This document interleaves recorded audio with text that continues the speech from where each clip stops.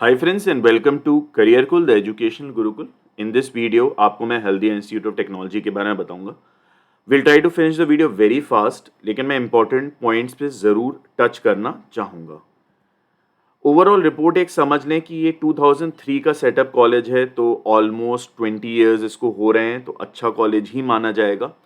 Plus WBJE की एक खास बात आप याद रखिए, जो उसकी बॉटम लाइन है कि उसमें जो फीस पड़ती है वो थोड़ी सी कम है when you compare it to COMEDK, जो बैंगलोर के कॉलेजेस का सारा एग्जाम है.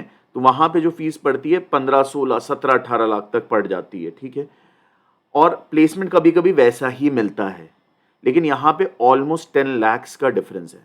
If you compare it to UP colleges, again फिर ये सस्ता है, लेकिन यूपी के स्टूडेंट्स बहुत ज़्यादा ये एग्ज़ाम देते नहीं हैं. जबकि मैं एडवाइस ये दूंगा कि अगर आप यूपी के हो तो ये एग्ज़ाम भी आपको देना चाहिए. इनके टॉप 4-5 कॉलेजेस बहुत अच्छे हैं.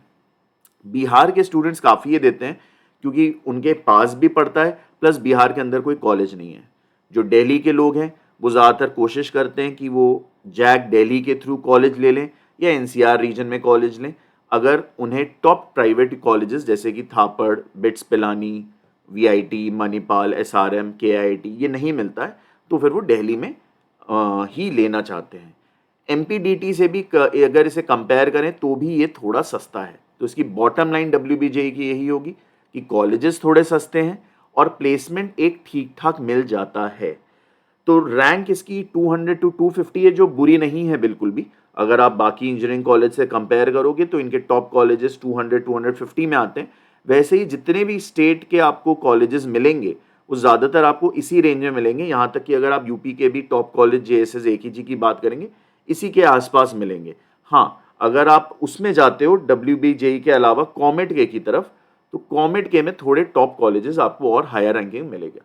लेकिन देखने की बात यह है कि जो स्टूडेंट्स हैं वो ये ध्यान दें कि यहाँ पे केवल 6.5 लाख की ही फीस है, जो आपका थर्ड पॉइंट दिया हुआ है. और अगर आप कोरा में भी इनके रिव्यूज़ पढ़ते रहेंगे, जब ठीक ठाक नंबर ऑफ रिव्यूज़ आप पढ़ेंगे तो आप पाएंगे कि अच्छे रिव्यूज़ हैं इनके. ठीक है, कट ऑफ्स की बात करते हैं, अभी मैं आगे आपको दिखा दे रहा हूँ.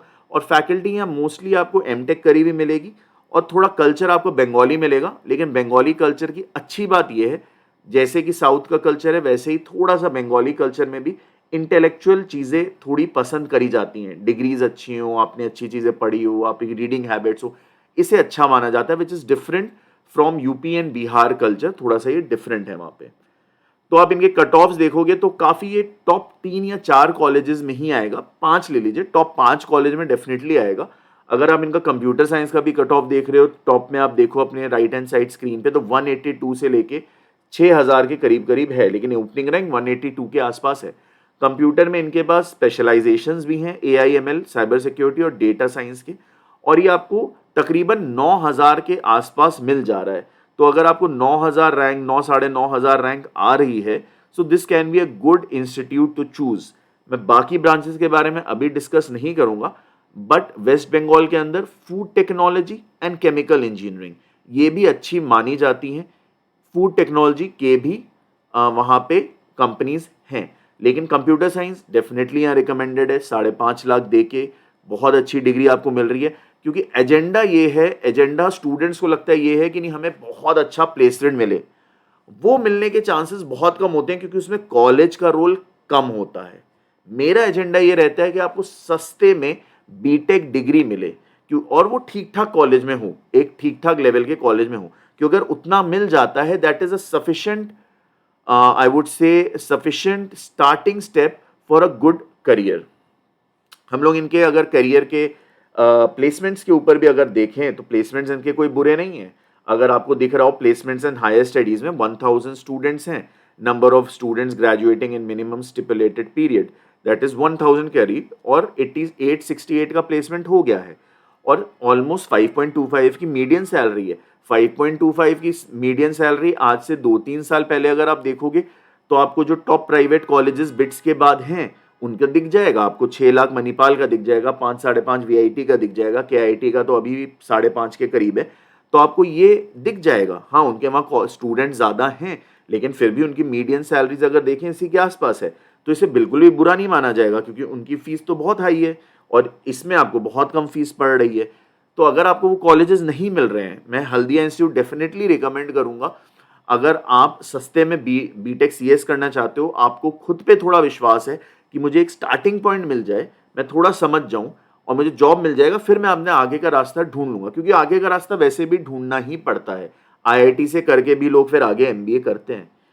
कंपनीज जो इन्होंने अपने वहां दी हुई हैं, बहुत बड़ी कंपनीज मैं नहीं कहूंगा, यहाँ पे आपको एक ठीक ठाक कंपनीज मिल जाएंगी। आपको टीसीएस मिलेगी, इंफोसिस मिलेगी, ये देखिए इंडिया की अच्छी कंपनीज में माना जाएगा।